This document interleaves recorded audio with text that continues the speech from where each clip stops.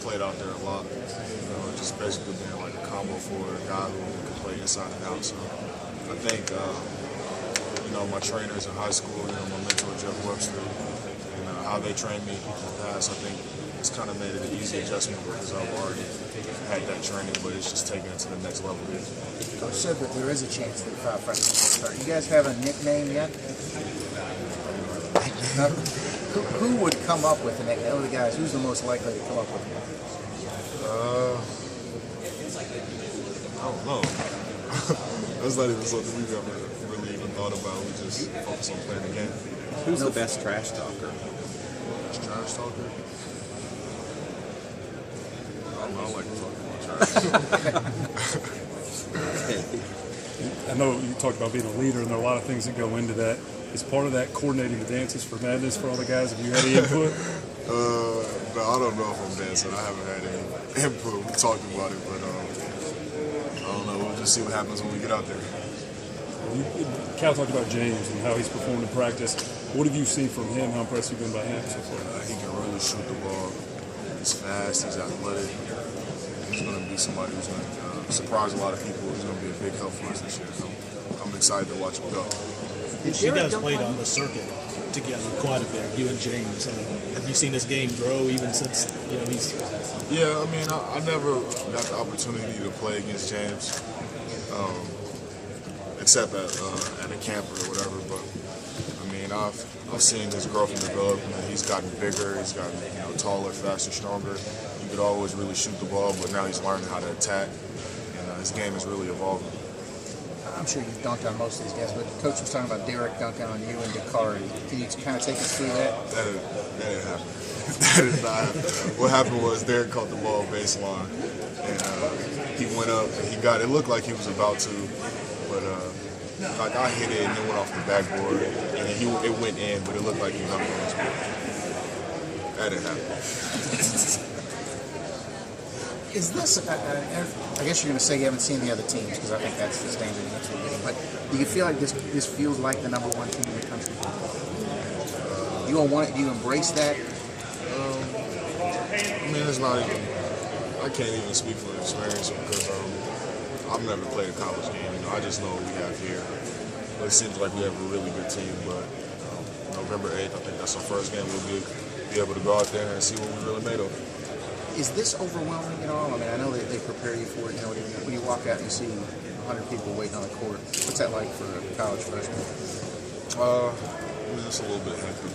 Here they love basketball. Where I'm from, basketball's really grown, but it's mostly been known as a football state. But to see all the people when you come out here, all the media attention and stuff like that, it's not something you can really be prepared for until you experience it.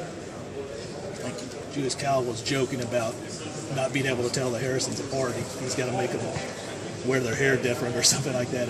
Have you been able to learn the differences in those guys and their personalities and that type of thing? Yeah, I have, because I've been playing against them for so long. I've been playing against them since the 5th grade, so it's something I've learned. Been able to tell them apart for sure. Julius, what do you think this team's capable of this year? I'm not even sure. I mean, it seems like we have a really good team, but I can't speak on that until we go out there and play. Have a better feel for it. Too early to have a feel of what you guys are going to be like? Yeah, I feel like we're going to be good. We have a lot of talent. We're everybody's big game. We're just going to have to see when we go out there. Just Andrew and Aaron again. How are they different? They look exactly the same, but what makes them a little bit different on the court? I think it would be better for them to answer. I mean, they're both really great players. Their games are a little bit different. I think Aaron's more of a facilitator and Aaron's more of a shooter, but they're both great players. Cal talked about not just wanting you to play under the basket because he thought that was the best step for your career. Was that one of the things that kind of attracted you here? Yeah, for sure. I think just the freedom that Cal offers us is one of the big things that was going to attract me here. I know I trusted him when I came here, so I know it's probably the best fit for me when I came. What's the thing you feel work on the most to play on the perimeter? Say that again? What's the skill you need to work on the most to play on the perimeter? I work on pretty much in the workouts, everything. From shooting the ball off the to the 1-2 stop, shooting floaters, right hand, left hand. So just got to keep working on that stuff and being patient enough to know that it's going to work out. How much does he harp on that right hand? A lot, because he knows our teams are going to defend me. So I trust him enough to from his experience. So he talks about it a lot.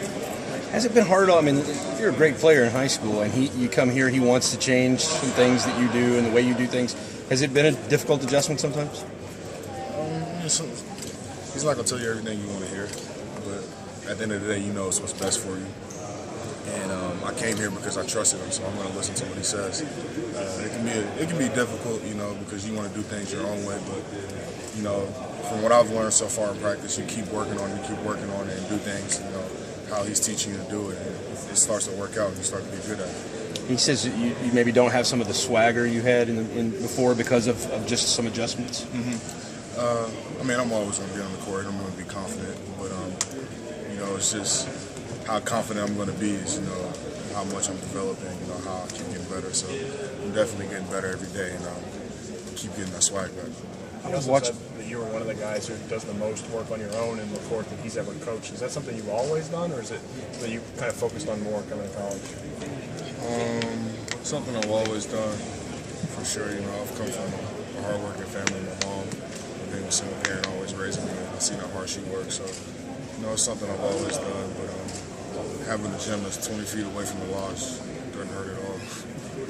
Are you a guy that can see the long view, that appreciates the process of what Cal's trying to do with you? Yeah, that's what it's all about, the process, the grind of things.